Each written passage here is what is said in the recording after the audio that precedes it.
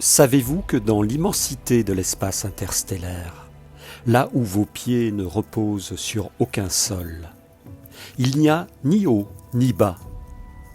Savez-vous que, au plus loin de cette terre aimée comme de toute autre planète semblable, il n'y a ni nord ni sud, ni est, ni ouest, ni levant ni couchant, comme si soudain la rose des vents, telle une boussole à la fois mathématique et intuitive, perdait tout ancrage extérieur, cessant d'être renseignée par la position du soleil ou des étoiles, comme par la polarité de la Terre et son inhérente gravité. Et cependant, considérant ces données de notre incarnation terrestre, au regard des espaces infinis où elles n'ont aucune signification, croyez-vous que tout cela soit simplement une illusion, un fait circonstanciel cantonné au lieu matériel de notre exil? Le bas n'est-il pas partout incarné par la pesanteur de la terre, par l'enracinement de notre être, comme aussi par l'emplacement intrinsèque de nos ombres? Le haut ne figure-t-il pas dans la création tout entière l'idée d'un ciel, en la verticalité duquel s'élèvent nos yeux comme nos prières? Alors, que dire de ces notions de haut et de bas, de points cardinaux, de directions structurées et tout autant structurantes? L'immensité des espaces interstellaires ne sont-ils là que pour en démentir la pertinence, pour nous rappeler à une sorte de néant directionnel et émotionnel auquel tout invariablement retourne? Je ne peux m'empêcher de penser à cet espace en la vision euclidienne de laquelle nos croyances se sont ancrées, faisant de lui l'élément premier, principiel, la trame mathématique qui sous-tend la réalité. Cet espace vide, orthonormé, est-il vraiment comme le squelette du réel, comme le moule formel que viendrait remplir en un second temps la pâte des couleurs, des textures, des parfums, de toutes les choses de l'expérience sensible, ainsi qu'un peintre le ferait en dessinant d'abord les contours de son sujet avant d'y mettre les nuances de sa palette? Il y a là, dans cette perception d'une mathématique figée, une grande partialité de point de vue. Non pas tant une vision inexacte que le résultat d'un prisme mental auquel nous devons aujourd'hui d'ailleurs le divorce de la science et de la religion. Je ressens si profondément qu'un jour, ici sur la Terre, sous l'action des pionniers quantiques qui en ouvrent aujourd'hui la voie, la spiritualité et la science fêteront leurs noces d'une manière telle que leur union offrira aux humains l'intelligence première du monde, celle qui ressent intuitivement les notions et les choses, sans quoi il ne peut y avoir de véritable connaissance. Alors, permettez que je revienne à cette incroyable et poétique expression qu'est la rose des vents, composée mixte de science et de poésie, de mathématiques et de voyages sur les mers. Comment ne pas voir en effet que le regard cessera un jour de disséquer, de séparer, de comparer, de compartimenter et au final d'empêcher le bouclage harmonieux du cercle de la connaissance? Comment ne pas voir qu'elle sera capable d'embrasser plus grand que soi, par l'intuition de ce qu'est la création tout entière et de la place que nous y occupons? L'abstraction mathématique ne sera plus là pour servir les conclusions d'un esprit unijambiste et borgne, cantonné au seul prisme de la matière. Dans le background existentiel qui oriente ses recherches, cet esprit ne perdra pas de vue la communion sensible de notre corps et de ses perceptions avec le chatoiement de la nature qui nous enveloppe. Il y aura, même ici au royaume de la dualité, le ressenti puissant que tout est un, que l'alpha et l'oméga ne sont que deux termes d'une origine unique qui se superposent déjà et de tout temps, qui se retrouvent à force de s'être éloignés, à force d'avoir appréhendé toutes les ombres, toutes les séparations, toutes les oppositions. Ayant posé là quelques questions au sujet de l'espace, que dire du temps qui est comme l'autre face de la même pièce, de la même façon terrestre d'appréhender le réel? Que dire de cette donnée en laquelle nos cerveaux voudraient voir là aussi, tout autant que pour l'espace, une constante, un invariant attesté par la régularité implacable de nos chronomètres et de nos horloges? Que dire de cette conception qui tente d'inclure le flux insaisissable de la temporalité en une flèche orientée de gauche à droite, en une frise chronologique où se positionnent successivement le passé, le présent et l'avenir? Que penser enfin de ce point sans étendue qui définirait le présent, l'instant T, point si ridiculement minuscule au regard des deux demi-droites qui tendent vers l'infini, d'un côté dans les limbes du passé, de l'autre dans un insondable futur? Et comment alors se dire que le temps ne serait que linéaire, astreint à la direction unilatérale de cette droite parfaitement orientée et graduée? Souvenons-nous des frises chronologiques que nous dessinions sur nos cahiers d'écoliers en cours d'histoire, de ces frises où l'on inscrivait les dates et les grands événements, où les périodes, telles des pavés bien délimités, s'habillaient de couleurs différentes, figeant dans le marbre une sorte de temps devenu de l'espace immobile. Partant de l'instant T et du minuscule point qu'il représente dans un tel schéma fléché, que serait alors toute autre direction en laquelle une conscience espiègle déciderait de se projeter, tel un rêveur comprenant que sa notion du temps ne saurait demeurer longtemps prisonnière de cette contrainte linéaire, comprenant tout au contraire que son expérience du temps est capable de s'expanser ou de se rétracter en une respiration silencieuse qui élabore le tissu de son propre réel, de son propre temps. Ainsi de ce passage des pensées de Blaise Pascal qui, depuis mon adolescence jusqu'à ce jour, n'a cessé de m'interpeller. Pascal, fasciné par les mystères de l'univers, écrivait ceci: « Tout ce monde visible n'est qu'un trait imperceptible dans l'ample sein de la nature. Nulle idée n'en approche. Nous avons beau enfler nos conceptions au-delà des espaces imaginables, nous n'enfantons que des atomes au prix de la réalité des choses. C'est une sphère infinie dont le centre est partout, la circonférence nulle part.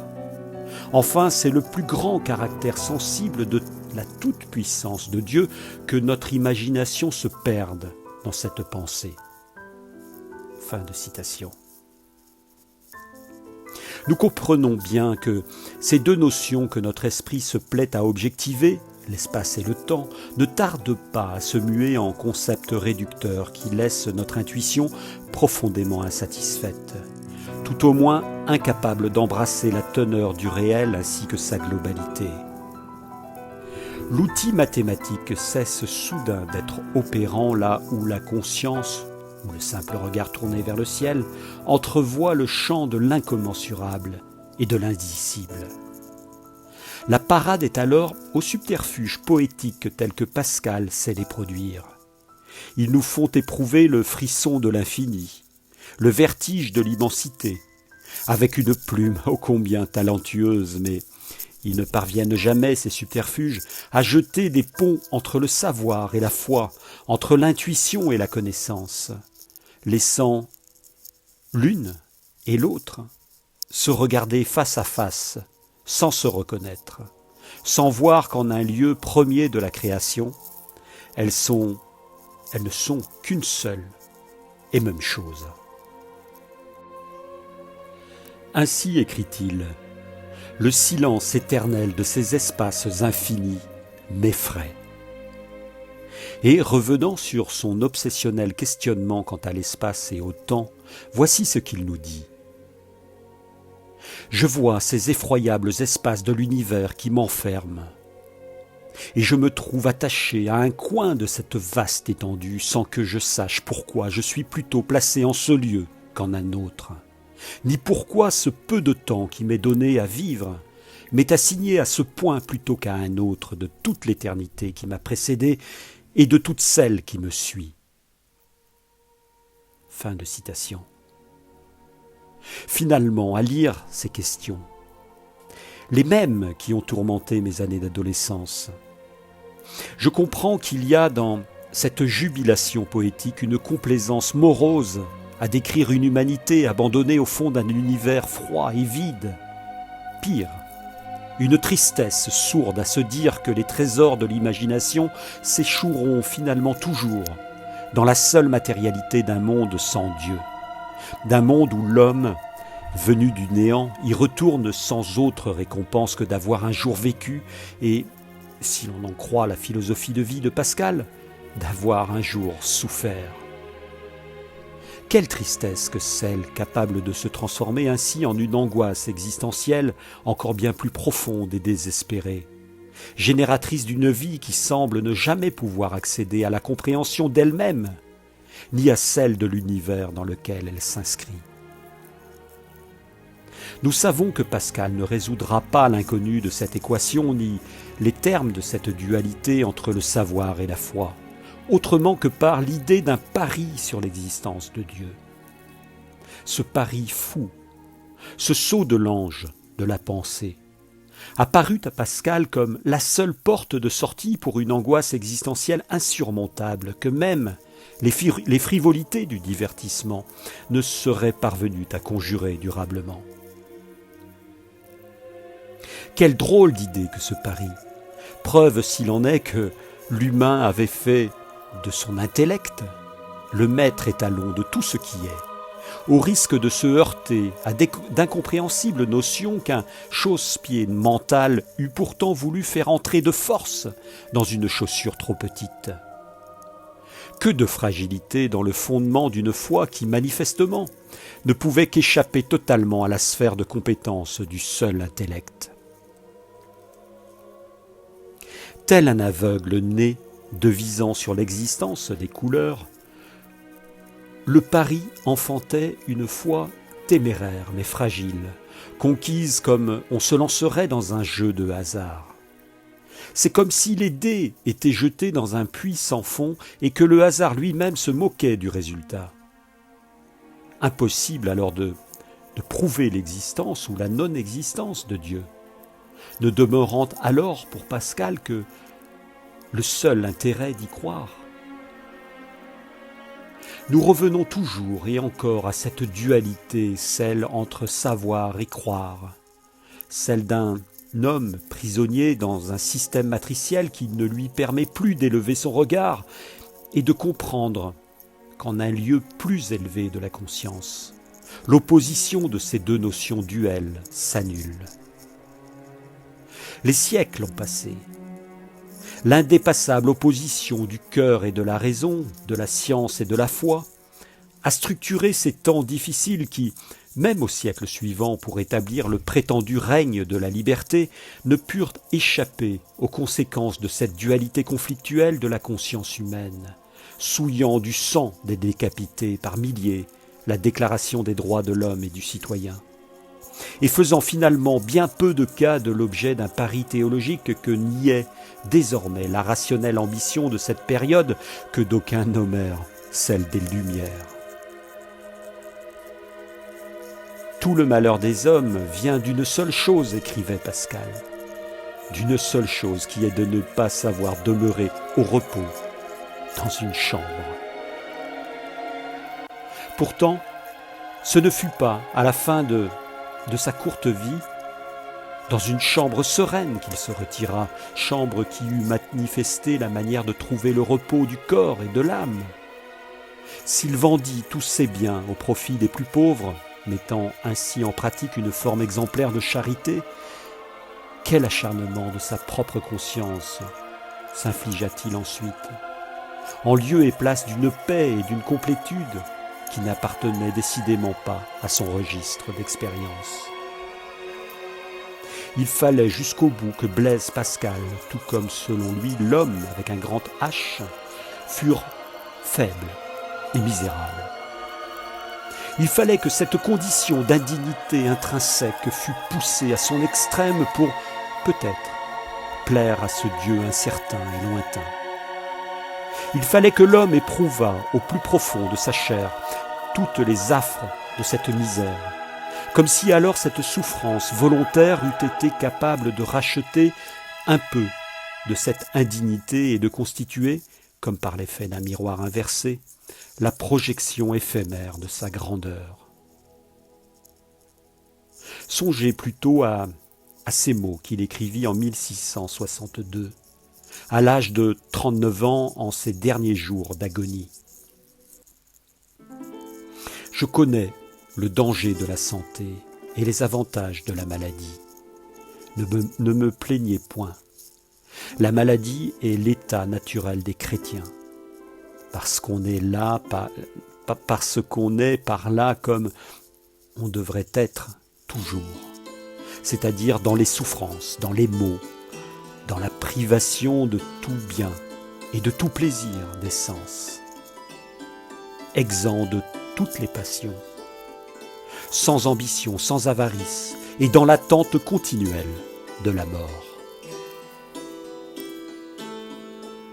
Que de morbidité, de renoncement à être, de flagellation de l'âme et du corps, que de méprise sur la nature du cœur et de la raison, sur la notion de plaisir comme ennemi du salut, sur la notion de péché, qui entacherait toute disposition de l'homme à se réjouir d'exister.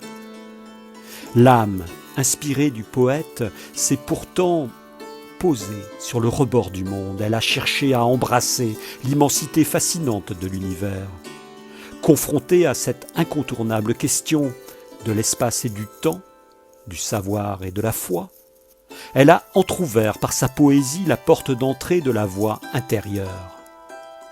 Mais, retenue par le fatras d'un bien lourd héritage judéo-chrétien, tellement éloigné du message christique, elle est restée sur le seuil de la porte, incapable d'entrer dans la lumière unifiée d'une conscience depuis toujours reliée et unie à son origine. Nous pourrions simplement nous moquer de cette posture d'autoflagellation, qui fut celle d'un esprit pourtant brillant qui laissa son nom dans le domaine de la philosophie comme des mathématiques. Mais ce serait ne pas voir comment nous sommes les uns et les autres, si peu différents de Pascal, non forcément dans la manière précise qu'il adopta, mais dans l'idée que tout le malheur des hommes vient non pas de ne savoir demeurer au repos dans une chambre, mais de conduire leur existence sur les arêtes ô combien blessantes pour autrui, ô combien mutilantes pour soi-même, sur les arêtes de la dualité exacerbée. Science sans conscience n'est que ruine de l'âme, écrivait Rabelais, voici un demi-millénaire. Non seulement cette maxime n'a pas pris une seule ride, mais encore nous pourrions aisément remplacer le mot science par le mot foi, sans n'y trouver rien à redire, car, à de rares exceptions près, l'une et l'autre demeurèrent dans notre Occident si plein d'intellectualisme et d'orgueil. Deux voies sans issue, conduites l'une à l'opposé de l'autre, incapables de voir que le troisième terme, unifiant et absolument premier, eu égard à ces deux approches du réel, était la conscience. La conscience, non le mental ni l'intellect tourné vers la matière, mais l'énergie originelle du soi individué portant en lui la signature de son créateur. Que cette dualité s'exprimât comme chez Pascal contre lui-même, tant il avait intégré dans sa chair le postulat que l'homme fût misérable, ou bien qu'elle prit en nous des traits plus exogènes tels que ceux de la manipulation perverse, de la tyrannie, du jugement, de la critique, de la convoitise, de la haine, de l'addiction.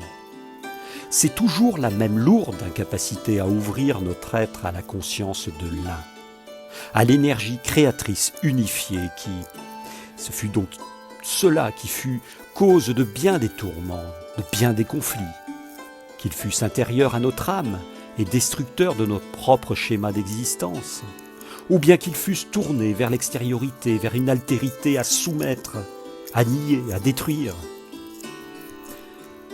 Ne pouvant faire que ce qui est juste fût fort, nous dit Pascal, nous fîmes que ce qui est fort fût juste. Ainsi, cette distorsion d'une loi fondamentale transforma-t-elle notre terre d'accueil en une bien sombre vallée de larmes. Notre ego aux commandes ne pouvant jamais suffisamment élever nos regards pour voir que tout être, toute vie humaine, qu'elle fût riche ou misérable, toute vie animale, végétale ou minérale, est chaque fois l'une des expressions de conscience de l'unique source, l'expression du Créateur des mondes.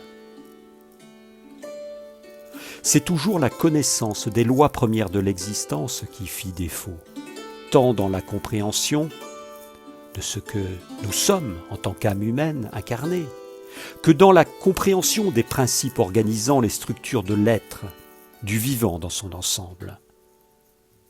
Et cette connaissance des principes premiers, elle ne passe pas par la machine à disséquer de notre intellect, ainsi que nous l'avons cru.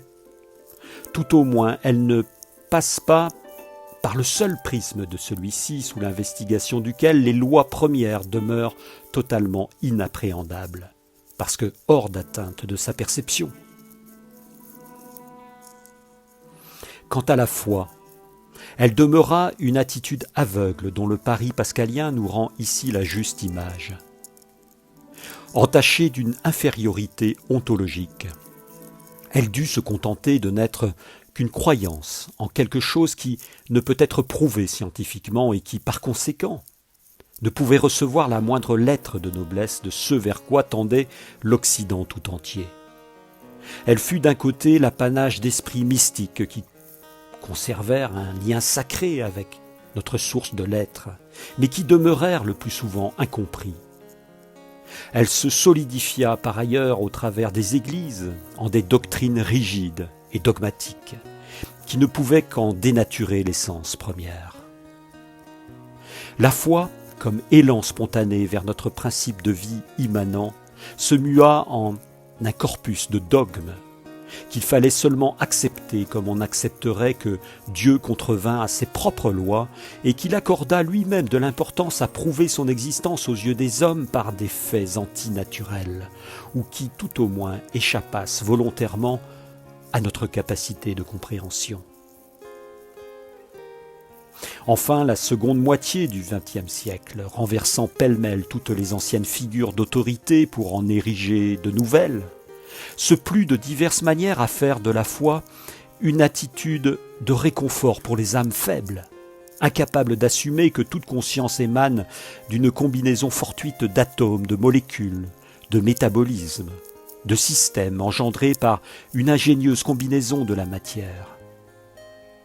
La croyance adossée à ce matérialisme, tantôt tacite, tantôt exprimé, estima que la conscience cessait d'être dès l'arrêt des fonctions vitales, n'étant à l'égard de celle-ci qu'une émanation fonctionnelle, un épiphénomène voué à s'éteindre par la disparition du substrat biologique.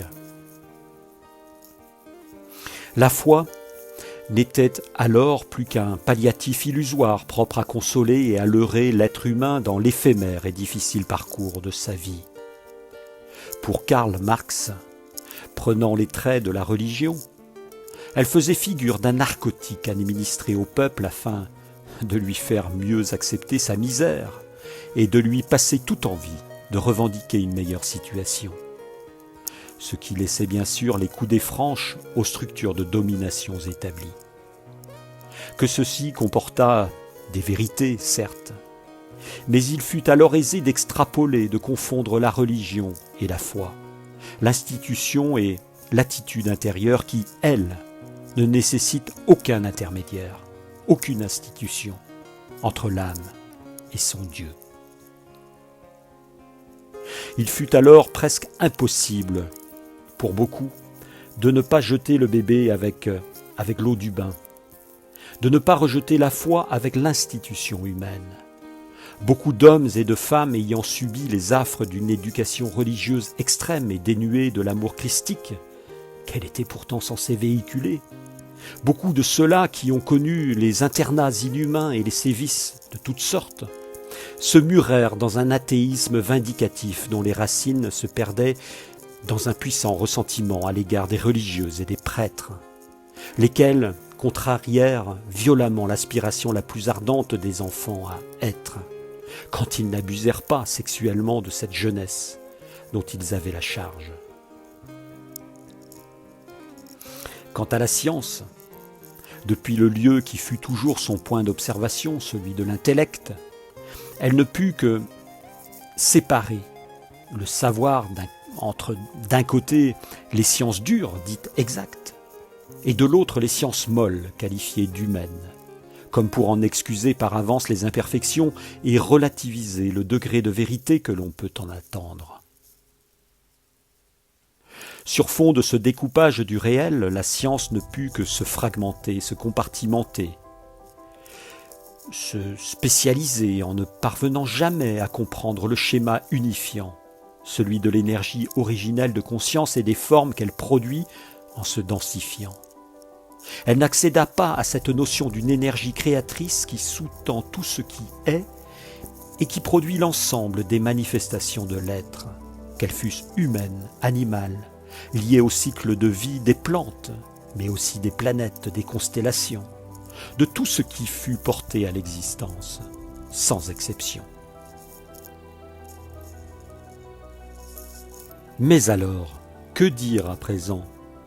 Que dire en ces temps nouveaux de grandes transformations, sinon que la foi n'est pas une croyance, que la foi et la science n'ont pas pour vocation à se regarder en chien de faïence et à éternellement scinder notre connaissance et notre compréhension de l'être. Une telle dichotomie ne peut définitivement faire de l'humain qu'une entité schizophrène, où le sachant et le croyant, si tant est qu'ils cohabitent parfois en nous, font en sorte de s'ignorer et de vivre leur vie, tel un couple désuni, sans que l'un n'ait de compte à rendre à l'autre. C'est encore précisément cette indéracinable dualité qui est à l'ouvrage et qui, aujourd'hui, se lézarde dans un souffle nouveau balayant la terre. Il me semble, à observer notre monde et nos églises qui se vident, que la foi ne s'est jamais tenue si éloignée de l'autel poussiéreux de nos temples, qu'elle ne s'est jamais montrée si réfractaire à entrer dans le moule des pensées dogmatiques. Et pour cause, l'afflux puissant de lumière divine qui inonde de façon croissante notre région cosmique et notre belle planète Terre n'est pas sans faire exploser les cadres étriqués auxquels nous avons individuellement et collectivement consenti jusqu'ici. La foi, elle est jaillissement d'une évidence. Elle est connaissance intuitive. Elle est vision par les canaux de perception de l'intériorité. Elle se tient dans une dimension de conscience qui est reliée au tout. C'est pourquoi elle se moque de la preuve exigée par l'intellect. Elle ressent puissamment la pulsation de l'être car elle en épouse le mouvement, au plus près de son surgissement, de son tressaillement. Elle est la vie, se rappelant de sa source et percevant l'afflux de lumière venant de l'origine. Le besoin de preuve, quant à lui, n'est que le résidu le plus dense d'un intellect amnésique ancré dans la matière. La foi est l'ouverture de nos âmes à la réalité première, à l'énergie de conscience d'où toute matière et toute forme procède. C'est ensuite seulement que la science, sur fond d'une vision globale et intuitive, nourrie par la reliance de notre âme à la source de l'être, saura de quelle manière établir ces paradigmes. Elle sera guidée et non plus seulement vouée à construire des univers de cohérence parcellaire, incapables de se réunir en une vision unifiée de la création. Je chemine dans ces réflexions, j'écris. Je suis pas à pas le fil d'une pensée qui, à l'inverse de l'époque où j'étais étudiant, n'est plus dictée par la rigidité stérile des concepts de l'intellect seul. Depuis quelques années déjà, je cherche ardemment à ce que, dans mon cœur, le voile gris et lourd que nos incarnations successives ont jeté sur nos épaules se lève, se désagrège, ainsi que le ferait la brume lorsque le soleil du matin vient inonder la terre de ses rayons chargés de promesses. Il est si beau le monde derrière cet amas de lourdeur et d'obscurité auquel nos vies humaines se sont accoutumées et aliénées. Lorsque le voile de la matrice artificielle tombe sur mes yeux, masquant la perception intérieure de la source de mon être, je reviens alors en des lieux de la nature, comme pour me soigner et nettoyer mes corps subtils des sombres adhérences qui y s'y sont attachées. J'aime aussi retrouver certains lieux où s'exprime une précieuse harmonie entre ce que l'homme a construit et ce que la terre a donné pour que la main humaine l'honore. La pierre, les arbres, le gravillon des chemins, le fer forgé d'une balustrade sur le pont qui enjambe la rivière.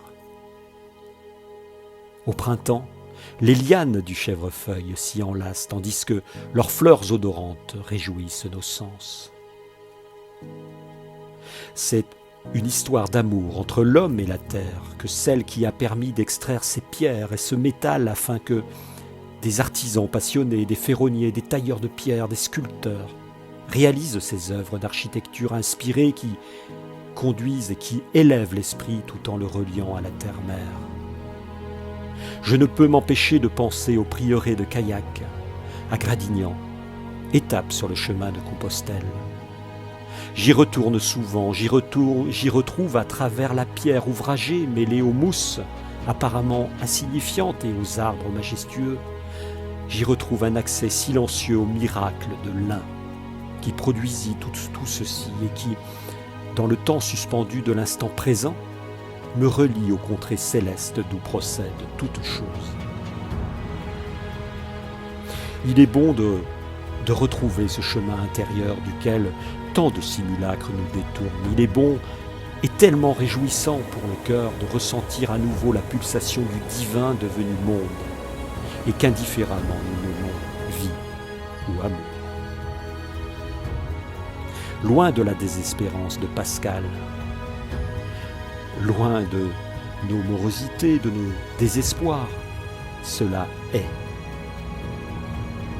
Non à la manière de l'écume des choses qui, dans l'actualité bruyante, accapare nos peurs et nos sens, sans recul, sans distance. Cela est, en et derrière tout ce qui vit, de la montagne à la rivière, de la fourmi à la prodigieuse baleine qui sillonne les océans et habite ses profondeurs. Cela est, dans le murmure de Dieu qui ne s'entend que lorsque nous avons fait taire la valse incessante des bavardages, des critiques, des jugements, des schémas matriciels de la philosophie comme de l'éducation. Cela est, dans l'équilibre puissant qui investit soudain notre conscience, tandis que nous éprouvons avec une intensité inédite à quel point nous sommes dans l'univers et à quel point l'univers est en nous. Loin de toute forme, dans le vide apparent du cosmos intersidéral, il n'y a ni haut ni bas, disions-nous au début de ce chapitre, ni nord, ni sud, ni est, ni ouest, ni toutes les choses physiques et symboliques qui s'y attachent. Et pourquoi, me direz-vous ? Non parce qu'il existe en soi un univers vide, comme une boîte que l'on viendrait ensuite remplir ici et là, tout en laissant à l'abandon des zones immenses. Cela ne préexiste pas. C'est l'énergie de l'intention créatrice, l'énergie de la conscience qui préexiste à tout ceci, et qui, s'exprimant et s'éloignant de la source, produit toutes les formes en se densifiant et en faisant peu à peu l'expérience d'elle-même, y compris l'expérience de l'ombre. C'est elle, cette énergie originelle de conscience qui produit la forme, qui produit le haut et le bas, la terre et le ciel, toutes choses qui existent d'abord comme notions symboliques reliées au Créateur avant d'exister comme son expression manifestée dans la matière. Ainsi comprenons-nous davantage cette affirmation de la table d'émeraude qui veut que ce qui est en bas est comme ce qui est en haut. Pour ne prendre que notre forme humaine, notre élévation dans la verticalité, notre corps de matière polarisé entre le bas, nos pieds, et le haut, notre tête, ce double de corps plus subtil qui porte la signification première de cet axe. D'un côté, l'enracinement énergétique à la Terre, ici sur notre planète comme en bien d'autres lieux de la création. De l'autre, l'ouverture coronale aux énergies célestes qui, là aussi, figure tout autant la matérialité du ciel étoilé que notre ciel intérieur comme notion fondatrice ancrée en nous dès l'origine par Dieu. Songeons à nouveau à cette phrase sublime de la table d'émeraude, mais surtout retrouvons-la dans son entier afin que la Terre redevint, jusque dans sa matérialité, un vaisseau amiral de la lumière. Ce qui est en bas est comme ce qui est en haut, pour l'accomplissement des merveilles de l'un.